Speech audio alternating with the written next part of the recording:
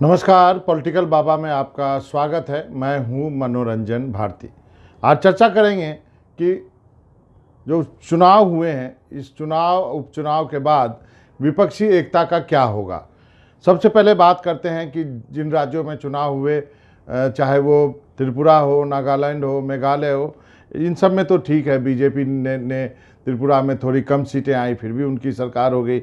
मेघालय में संगमा साहब की सरकार होगी, नागालैंड में जो है वहाँ की रीजनल पार्टी है, उनकी सरकार होगी। लेकिन सबसे ज़्यादा चर्चा जो है वो उपचुनाव की हो रही है। उपचुनाव में भी दिलचस्प जो है वो रिजल्ट आए हैं। महाराष्ट्र में जो है 2 जगह चुनाव हुए, एक जगह जो है कांग्रेस जीत गई, वो भी बीजेपी की सीट छीन ली।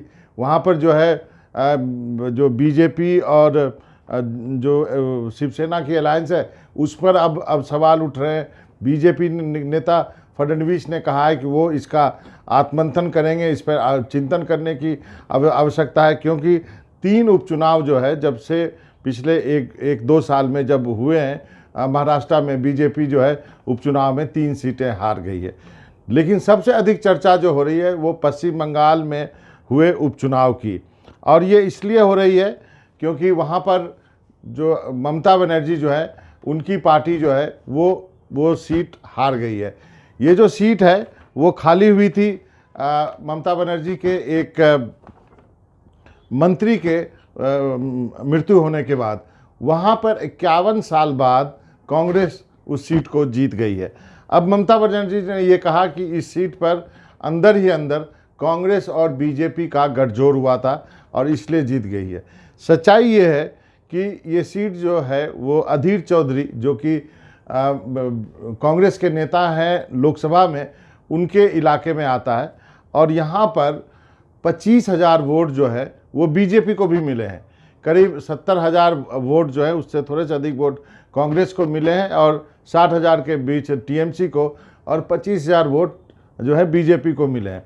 तो जो कांग्रेस के लोग हैं उनका कहना है कि ये आरोप गलत है कि बीजेपी ने अपना वोट ट्रांसफ़र कराया है। दरअसल सच्चाई ये है, ये कांग्रेस के नेताओं का कहना है कि मुस्लिम अल्पसंख्यकों ने ममता का साथ छोड़ा है और यहाँ पर वो कांग्रेस के साथ गए, इसलिए ममता बनर्जी जो है ये चुनाव हार गई है। अब इसका असर ये हुआ कि अब ममता बनर्जी ने कहा कि हम एकला चलो रे, हम अकेले जाएंगे 2024 के लोकसभा चुनाव में। अब ये इसलिए महत्वपूर्ण हो जाता है कि अब ये कोशिश हो रही थी कि 2024 के पहले एक विपक्षी दलों का गठबंधन बनाया जाए जिसमें कि ममता बनर्जी भी हों। इस चुनाव के बाद ममता का एकला चलो रे कहने के बाद अब साफ हो गया है कि वो जो विपक्ष का गठबंधन होगा उसमें शायद ममता बनर्जी नहीं होगी। यदि आप कांग्रेस के नेताओं से बात करें तो वो उनका कहना है कि ये जो सरदिघी का चुनाव है, जो उपचुनाव हुआ है, वो तो एक बहाना है, ये काफ़ी दिनों से ऐसा चल रहा है। ममता बनर्जी को ये चूज़ करना होगा कि उनका जो शत्रु कांग्रेस है या बीजेपी है, और ममता बनर्जी को किससे खतरा है ये भी उनको तय करना होगा। बीजेपी से खतरा है या कांग्रेस से खतरा है, क्योंकि कांग्रेस और लेफ्ट जो है बंगाल में साथ जाती हैं, उसके बाद वो त्रिपुरा में भी उन्होंने साथ चुनाव लड़ा। तो यहाँ पर ममता बनर्जी को तय करना है कि कौन बड़ा दुश्मन है।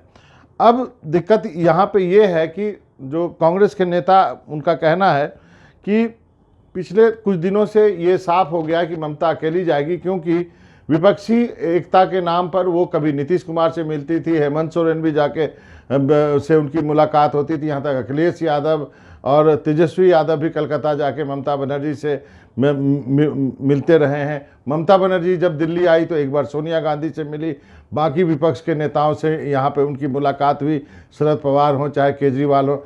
एक बार जब और आई तो उन्होंने सोनिया गांधी से वो नहीं मिली, और तब से ये अटकलें लगने लगी कि क्या ममता बनर्जी इस गठबंधन में होंगी या नहीं होंगी।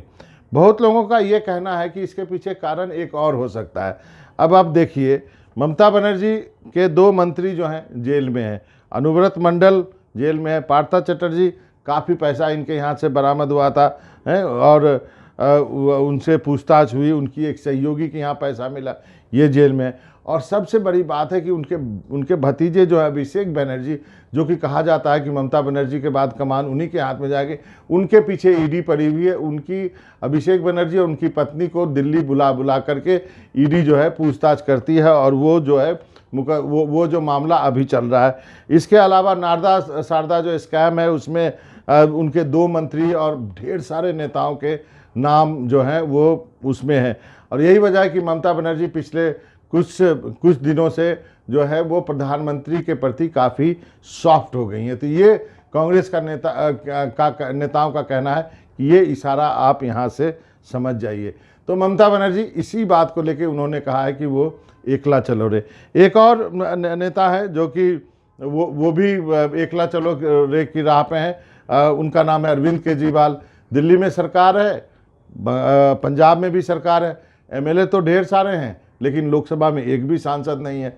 तो खैर अब देखते हैं कि अगली बार 2024 के चुनाव में कितनी सांसद लोकसभा में आम आदमी पार्टी के जीत के आते हैं। इसलिए कांग्रेस उनको अभी माइनस करके चल रही है। और यही वजह है कि कांग्रेस जब मनीष सिसोदिया की गिरफ्तारी पर सभी विपक्षी दलों ने आम आदमी पार्टी के पक्ष में ट्वीट किया या अपना समर्थन दिया, कांग्रेस ने उसमें जल्दीबाजी नहीं की, धरना प्रदर्शन किया उल्टे कि जो है सिसोदिया के खिलाफ, और देर से एक बाद में स्टेटमेंट आया कि ऐसा नहीं किया जाना चाहिए।